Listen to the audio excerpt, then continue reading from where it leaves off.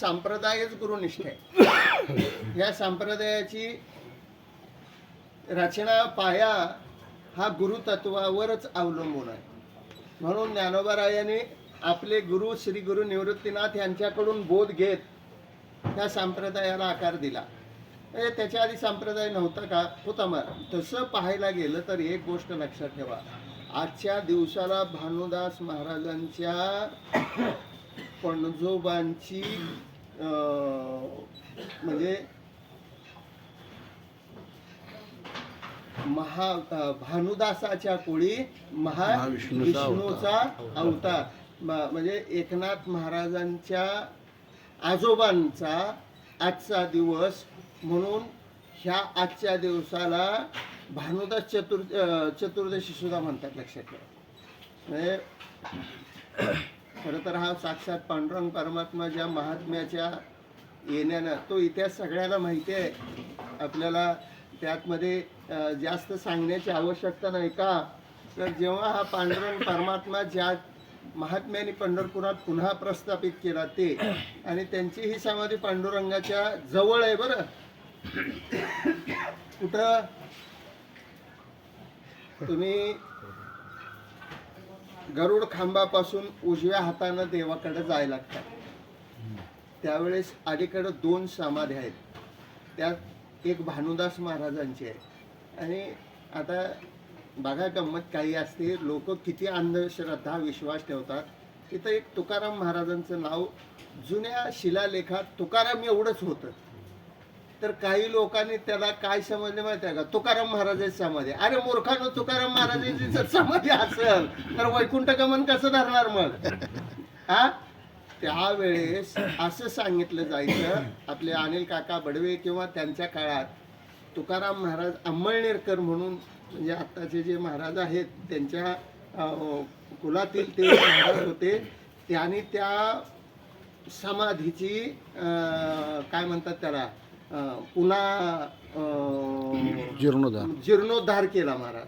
आणि त्या जीर्णोद्धार करणाऱ्या व्यक्तींच्या नावामध्ये ते एक नाव आहे. लोकांनी धरूनच ठेवलं महाराज, तुकाराम महाराज. अरे मग तुकाराम महाराज समाधी असेल तर मग तुकाराम महाराज सदैव, हा, तिथं तुकाराम महाराज राहत होते, थांबत होते, बसत होते, कीर्तन झालेलं आहे. लक्षात ठेवा, तुकाराम महाराजांचं सुद्धा कीर्तन त्या ठिकाणी झालेलं आहे. मग भानुदास महाराजांच्या समाधीच्या जवळ तुकाराम महाराजांचं कीर्तन आजही काही जागर त्या 16 खांबीमध्ये होतात. म्हणजे इथं 16 खांब, देवाच्या प्रत्येक विभागाला एक एक नाव आहे.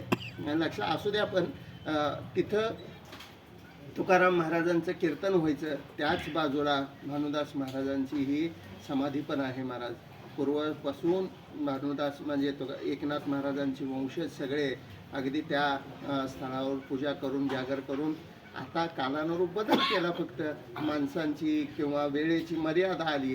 पूर्वीच्या काळी चतुर्दशीला म्हणजे महाराज निम्म्याच्या वर वारी तशीच्या तशी असायची बरं का, पौर्णिमेपर्यंत.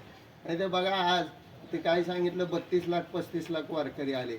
एकादशीच्या दुसऱ्या दिवशी गाडी प्रदक्षिणा मार्गावरनं फिरत होती. म्हणजे मग कुठे गेले 32 लाख?